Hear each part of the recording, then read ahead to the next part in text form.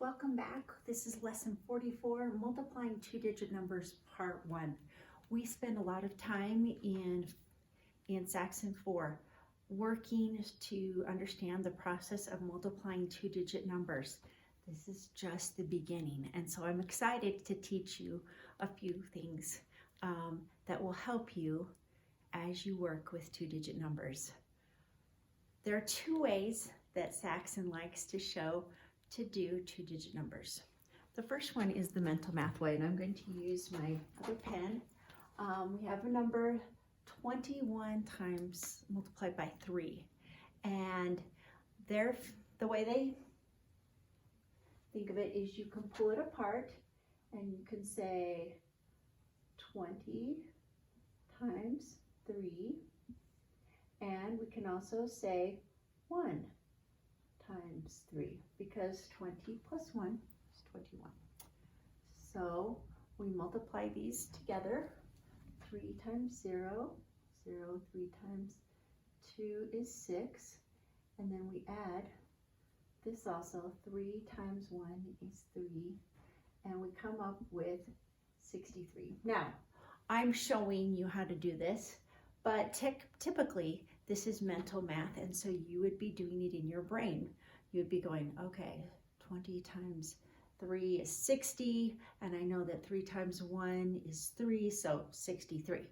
So you would be doing this all in your mouth, all in your head. The other way is the pencil and paper way, and where we take and we do the similar process, but we do it with all together. We don't separate things. We say 3 times 1 is 3, and we go that direction. We do our ones, and then our next step is we multiply by in the tens column. So 3 times 2 is 6, and we put it right underneath the number that we just multiplied. So we go up to the ones, we get 3, and then we go and we multiply by the tens, and we get a 6. And our answer is 63, which happens to be the same when we did it in our mental math, in our minds. I'd like to do a practice doing both methods with the number 42 times 3. So I want you to take a minute and I want you to do this mentally. I am going to draw it out just for the sake of showing you.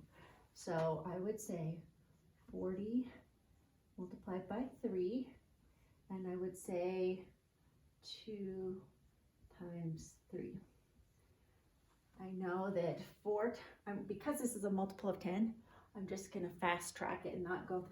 I'm going to say, oh, I know that 4 times 3 is 12, and then I'm going to add a 0 to that because it's 40, and I'm going to add this plus 2, and we get 126.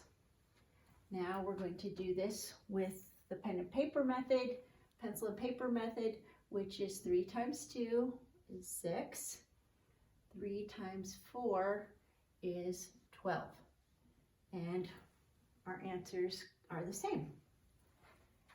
Our final question is, somebody was busy needing to paint. They wanted to know if they had enough paint for the area. Their wall was 9 by 12, and the paint that they bought covered, let's see, I believe it covered enough. Oh, it was a ceiling, and it was supposed to be able to cover 120 square feet. So they were wondering if the people that were painting were wondering if it had enough paint. The way we do this is we multiply one side of the wall to the other side of the wall, and that gives us our area through here. Once we know our area, then we can say, oh, we have enough paint, or oh, we need to buy more.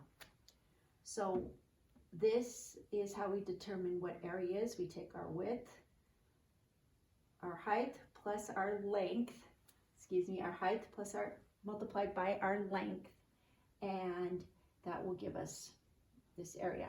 So let's try it. 12 times 9, I know that 9 times 2 is 18. I'm going to take the 8 from the 18 and put it in the ones column. I'm going to take the 1 from the 18 and put it right above our tens. That's the first step. The second step is I multiply our bottom number by the 10, the tens column on top. So I say 9 multiplied by 1, and I know that that's 9. And then I add this 1 to it. So I go 9 times 1 plus 1. So 9 times 1 is 9, plus 1 gives me 10. And there I put the 108. And I know that there are 108 square feet here. I also know that my paint can cover 120 square feet. So we know that they have enough paint for this. So I'm going to put 108 square feet. We are going to do a lot of practicing. So come over with me to the practice set where we can go through the process of multiplying 2-digit numbers. See you soon.